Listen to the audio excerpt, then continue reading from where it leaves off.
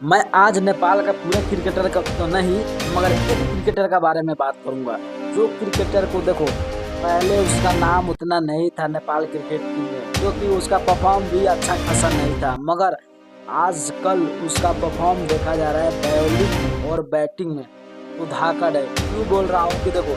2 match 3 match खेले गुलशन जाम, मगर 3 4 match में वो अपना जलवा बिखेर दिए। भाई एक मैच तो नहीं खेले, मगर जितना मैच खेले हैं उसमें बॉलिंग या बैटिंग सब में ही अच्छा खासा परफॉर्म किए हैं। क्योंकि देखो तो गुलशन जहाँ को ज़्यादा मौका नहीं मिलता है, मगर जब भी मौका मिल रहा है तब भी गुलशन जहाँ एक खाड़ा उतर रहे हैं और ऐसा परफॉर्म कर रहे हैं कि आप लोग खुद देखे होंगे कि भाई जो इंसान बॉलिंग बैटिंग में इतना अच्छा प्रदर्शन कर रहा है उसको क्यों नहीं। तो भाई अभी का पीरियड में संदीप लामिछाने और गुलशन गुलशन झा जो दोनों बैट्समैन बॉलर है,